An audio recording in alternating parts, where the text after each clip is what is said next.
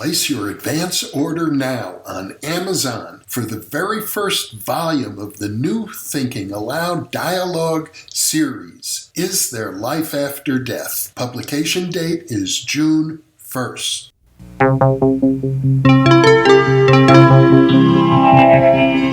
Thinking Aloud.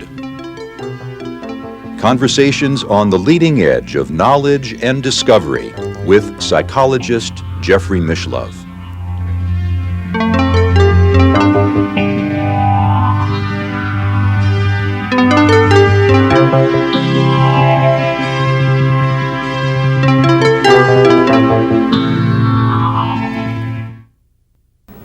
Hello and welcome. Today we're going to be examining one of the major factors that affects modern life, and that is stress. Stress is something which is reported throughout our environment. It is something which is now being discussed more and more as part of our own physiology and responsible for our health and well-being. Yet what is stress really? And what kind of control do we have over stress? We're going to be examining the topic of stress management. And my guest, Dr. Janelle Barlow, is an expert on stress management. She's been teaching stress management to business executives for over 10 years now. She's the chief trainer in the United States for Time Manager International, the largest European management training company. And she's also the author of a management training manual called The Stress Manager. Welcome, Janelle. Thank you. It's a pleasure to have you here. It's nice to be here. Let's talk about stress specifically. Many people have heard of the fight or flight syndrome when you get really tensed and you don't know quite what to do. That's been rather specifically delineated at this point in time, hasn't it? Yes, it was by Walter Cannon. That was a number of years ago, and it's pretty well stood the test of time. Basically what happens is that when the body is exposed to something from the outside that it feels it needs to get activated towards, then the brain does that for the body automatically. But more than just arousal. Oh yes, more than arousal, that's right. Well, the whole purpose of the stress response is to enable the human to survive. For example? Well, for example, if a dog attacked you, that's much more reasonable than the tiger that's always talked about. But if a pit bull came after you, your body would need to do certain things for you to survive. Mm-hmm. If you're nearly killed in a car crash, your body needs to do certain things to enable you to organize yourself in such a way so that you can survive. So basically, it's a survival response. In other words, I hear reports people's hands get cold because the blood leaves the extremities. That's right. In case a tiger might bite them off or something of that sort. Well, it's basically to protect the body's blood supply, and also the blood needs to go to specific places. That's the technicalities of it. Yeah. So the stress response is a normal human response. Absolutely. You know, I talk with a lot of people about it, and they say, well, maybe we can get rid of it. But if you got rid of it, you wouldn't be human. It's part of defining who we are, is to have this response. And you and your work focus in on the practical things that people can do in dealing with stress in their lives. You're a trainer, you're not really a research scientist. That's right. And when you work with people, I think one of the most important things that comes up is their awareness of whether or not they're having a stress response and just how it manifests for each individual.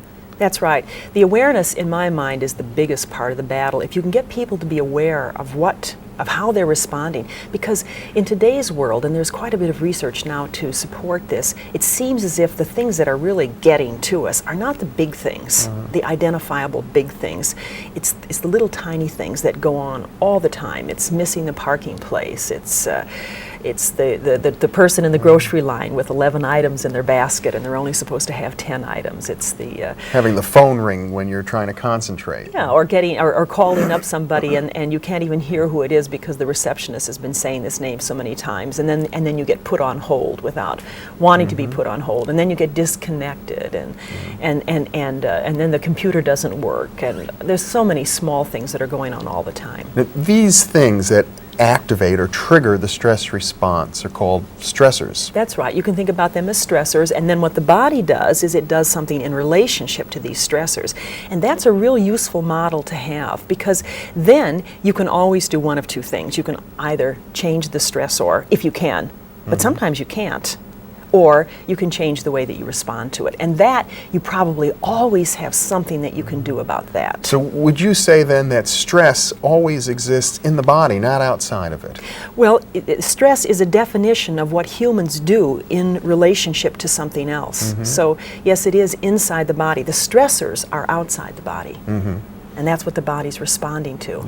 Now, when a person is experiencing a lot of stress, does that mean they're not managing their stress response very well? I mean, for example, two people under identical conditions, one person might be fuming and with hunched shoulders and barking at people, and another person might appear to be, for all the world, very relaxed. Well, they may be. And then it's a question of how they're processing this particular event inside their mind. Because you can put people in exactly the same situations, and they will have totally different responses to it. I always remember a story I saw on television once. It was about the mudslides that were taking place in Southern California, and a TV interviewing coming up to one man whose house had been destroyed, and his reaction was what you would typically expect. He was very upset. His house had been destroyed, and what was he going to do? And the government should do something about this. And he was crying, and it was a very strong presentation for the evening news. And then the woman went down the street, the reporter went down the street to another man who had suffered the same fate. And his response was a little different. It was, well, my family got out all right. We can save a lot of this stuff. It's been buried in the mud, but we can dig out the pictures. And then his last comment, which was the telling one, was, you know, I've always wanted a third bedroom. The same situation and a very different response. In other words, the attitude with which we approach life actually seems to affect the way our physiology reacts towards outside stress. As long as it's a social stressor. When it's a physical stressor, then I'm not so sure that that's true. For example, if you put people in a sauna for 3 hours and the temperature is close to 200 degrees, I don't know how many people could control their response to that. That's a physical stressor. But primarily today, we're dealing with social stressors in any case, so the physical question is sort of moot. Now, one thing I've heard a lot about is the Holmes-Rahe scale. Yes. This is a list, I understand, of social circumstances that people go through in their lives, and they're rank ordered according to how much stress they typically induce. Right. For example, the death of the spouse was given 100 points. That would be about at the top of the scale. That was at the top of the scale, that's right. There's been a lot of question about that scale. It does not show a strong correlation. If you look at the research very carefully, it's very limited in its applicability. But there have been some interesting things done with it. There's a woman named Suzanne Kobesa who did her original research in the Midwest at the University of Chicago. And what she did was she took people who had a lot of points on this scale, which would indicate basically change. A lot of points might be getting a divorce, going bankrupt, right. getting fired from your job all at the same time. And at the same time, other things too, Christmas vacation, getting a parking ticket. They were also given points, but a few number. And also, don't positive experiences also cause stress? Getting married. Getting a promotion might cause as much stress as a negative experience. Well, see, what the Holmes-Rahe scale was trying to look at was change.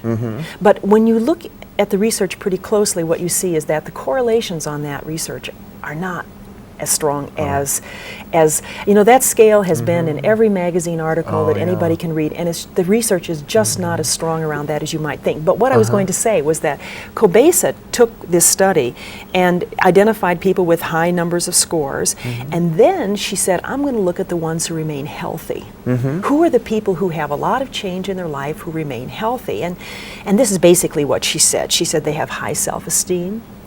She said they were actors rather than vegetators. When they had a problem, they tended to move towards action rather than sitting with it. And they had their life goals in order. They knew what their priorities were. So when something happened, they could measure it against that. And they also had what the psychologists call an internal locus of control. That is, when something happened to them, they saw that they were responsible for it rather than they were a victim of their surroundings. Now, there's people who tend to blame would be those who are holding more stress in their bodies. That's right. Well, you don't have much control if you're blaming. Let me get back to that phrase I use, holding stress in the body. Now, some people, if they have a stress response, they get upset, they can get angry, they get the various physiological concomitants of that response. I suppose the shoulders move up like this, or yes, you different get some, right. stomach tightens, throat might get dry, different things for different people. Right. But they discharge it right away. They get it out of their system. Do they? Well, some people do. Some people do. This is yes. what I know some people do. Maybe they go out and have a run, right. or they exercise, or they go out and hit a punching bag. Right. They get rid of that, and then they're back to normal. Then they're back to normal, and then the body can endure some more. I think it's very important for people to understand that their bodies can endure enormous amounts of stress.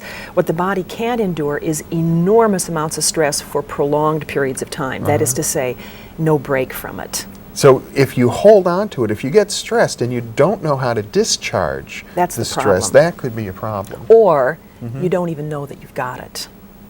And that's maybe one of the big problems. And I understand in your workshops, typically people are carrying a lot of stress that they're not aware of. Totally. They have no idea that their shoulders are up. They have no idea that their jaws are clenched. Very frequently, people in my seminars will tell me that they only learned that they had a problem with bruxism, which is the unconscious grinding of the teeth or the holding of the jaw tight, until they went to see a doctor and their dentist, and their dentist told them that they were grinding their molars flat, and only then were they aware that they were doing this. And you know, it takes quite a bit to grind your molars flat. And to be unaware of this is quite a state of denial. And so this is common. Very common. Extraordinarily common. In fact, one of the jokes that I make in my seminars after people list all of the things that they go through is all of the indicators that they have that they're under stress, is to say to them, you know, you may think that you're the sickest group in the world, but you're not. If you went out on the street and asked people randomly as they went by, you'd see that they've got the same problems. So many people must go through their lives thinking that a state of living with a clenched jaw or a tight stomach or tight shoulders is normal, natural. Normal, natural. Everybody does this, don't they? Right. Sort of like that. Right. And that's how you get people dropping dead of heart attacks. And their friends will say about them, you know, he was never sick a day in his life. How did that happen? Well, it doesn't happen like that. You really have to work hard to destroy your heart. You have to work hard to destroy your body. It's built for the long haul. Now, you yourself were at one time a person who was experiencing a high degree of stress. That's for sure. You became a stress management trainer by learning how to manage and control your own stress. Yeah, it came out of my own personal experience.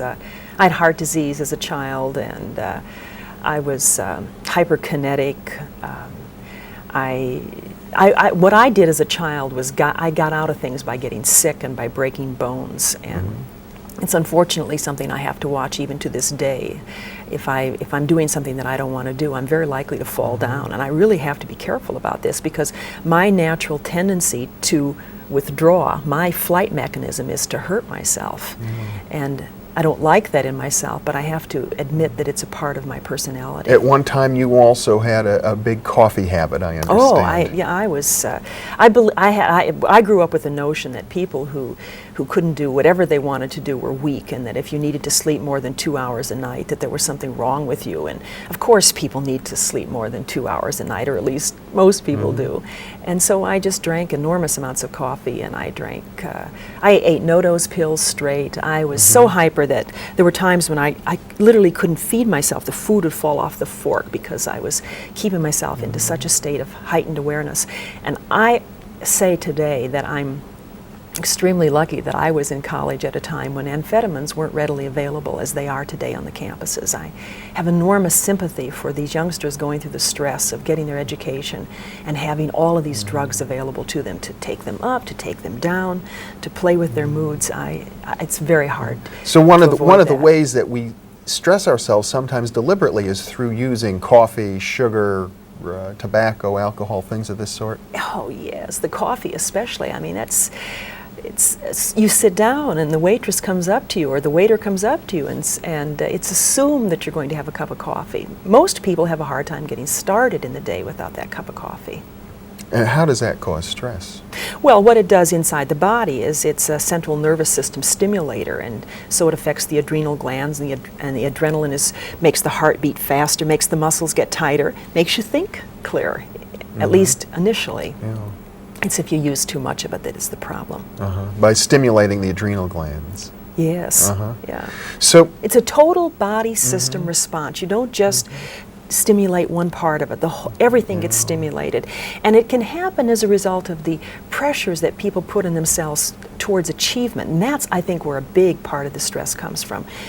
In my own case, it was probably an overachiever's attitude when I was 18, 19, 20. I graduated from high school when I was 18. I had my first master's degree before I was 21, and I also had my first set of ulcers. And I was in pretty bad shape. It was in 1972 that I finally made some decisions to change my life, and it was done because doctors told me that I wouldn't live to 40 if I didn't do that. So I got motivated to change my life. And what I found, which has been the most interesting thing in the whole field of stress for me, is that you can learn how to manage your stress without having to reduce the amount of activity that you have in the world. You don't have to become a low achiever and have to manage your stress well. Well, you're certainly an example of a high-achieving person who does, I presume, manage their stress. I think I'm managing my stress well. I mean, I'm 44 now, and I think that I'm in better shape than I've ever been before. At least it feels that way.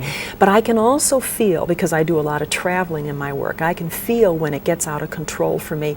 And if there's one advantage I have that maybe other people don't have, is that because I teach this subject, is I'm constantly monitoring, constantly aware as to what my body's doing, so I don't let it get to a point where I'm out of control. So your first rule, if you were to tell people how to handle their stress, would be that just to be aware of it. Exactly.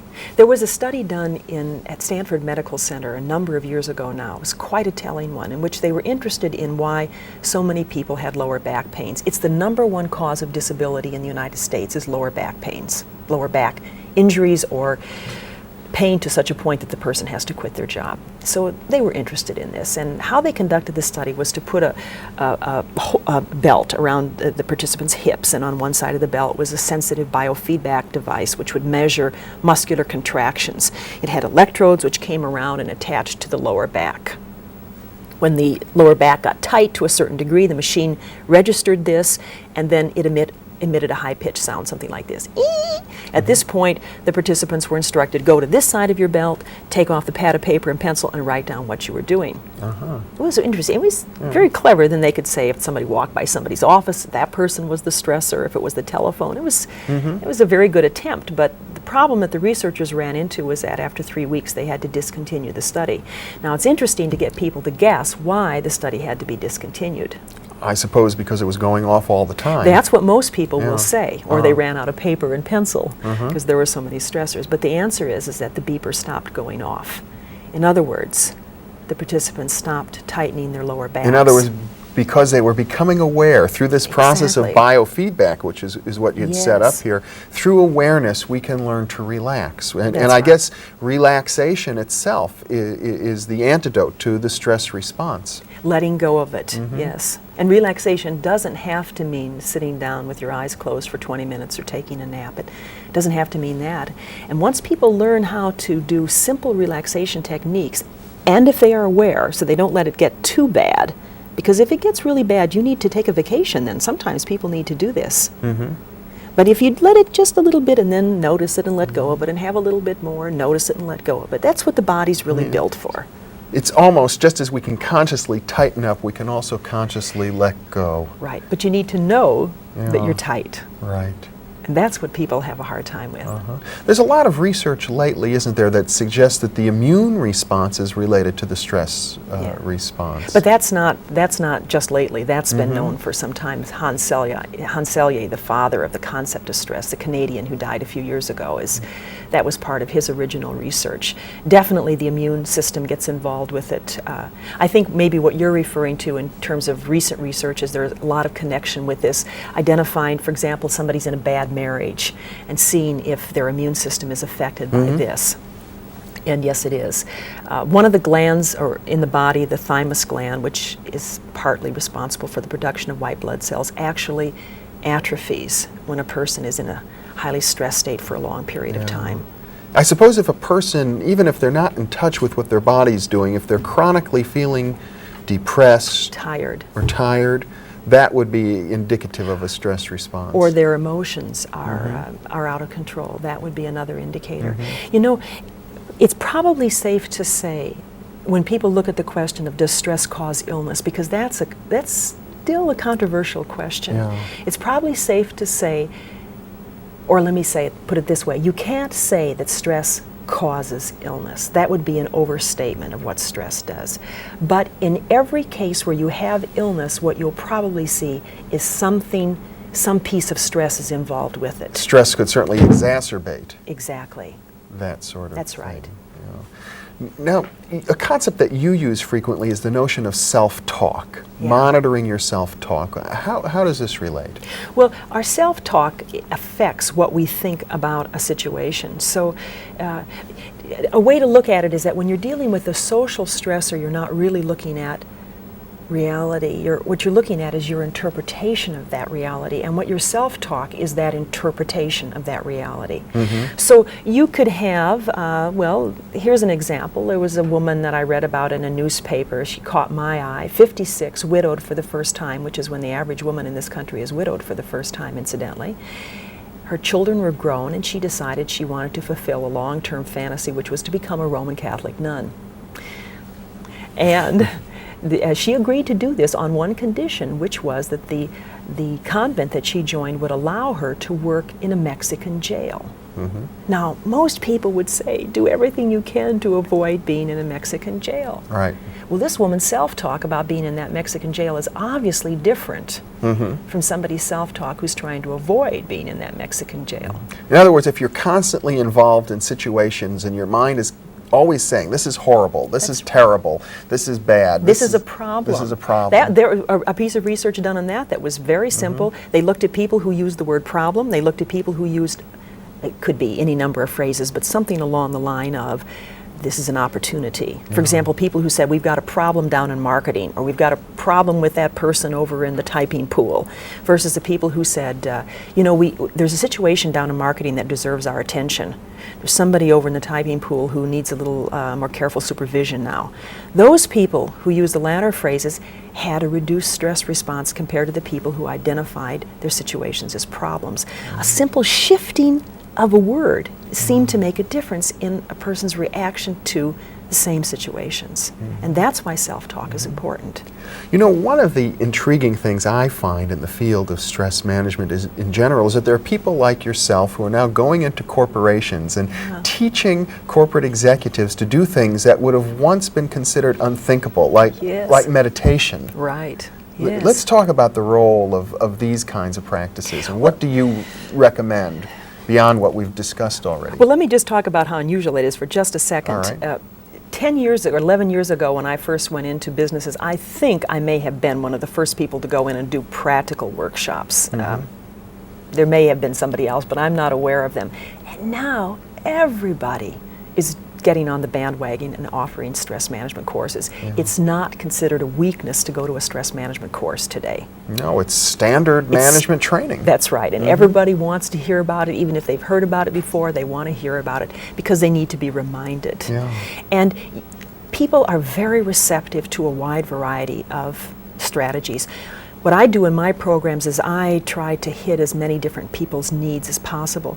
Some people want to hear about exercise, and we talk about that. Some people want to do relaxation exercises, and we do relaxation/meditation kinds of exercises. And I put a heavy emphasis on what I call our quick and dirty techniques, things that people can do without taking time, things that you can do in a meeting, for example, teaching people how to breathe with their eyes open to relax their diaphragm, to relax their muscles. Simple kinds of things because people aren't going to do difficult things. One of your techniques, which I think is quite remarkable, is just to put little reminders up in certain locations near the telephone or the refrigerator, Right. reminding people just to watch their level of stress, watch their breathing. Right. Because it's so easy to make yourself relaxed.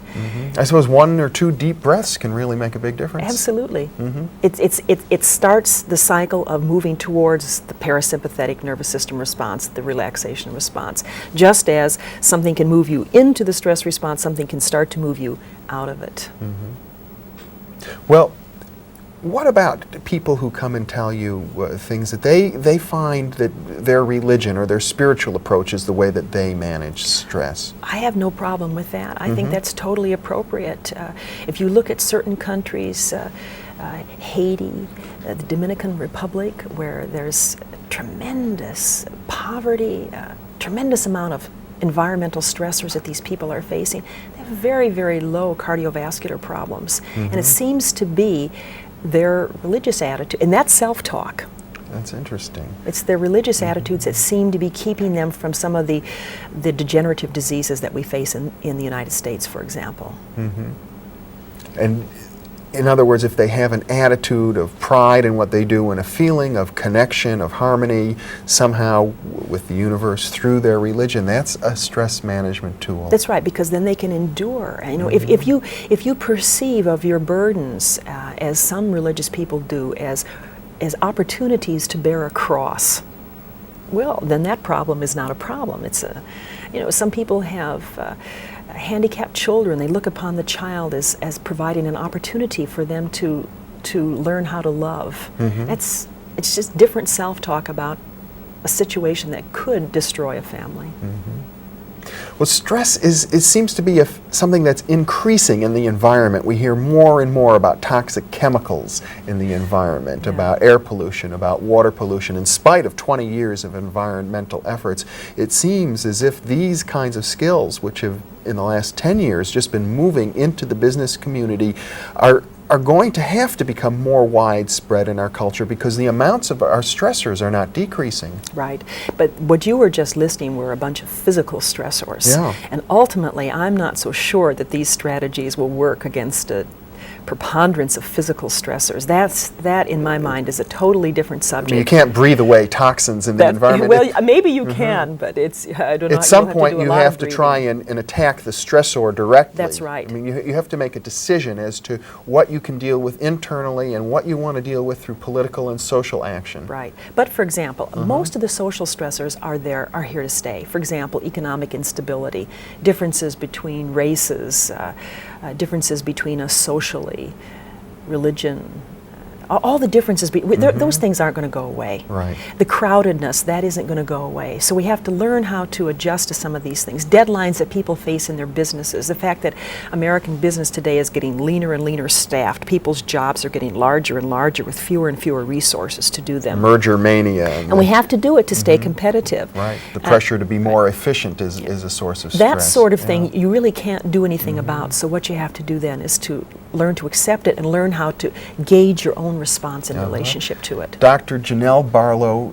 it's been a pleasure having you with me. You've really exemplified not only through your discussion but in your life itself what it means to manage stress. Thank you. Thank you very much for being with me. And thank you very much for being with us.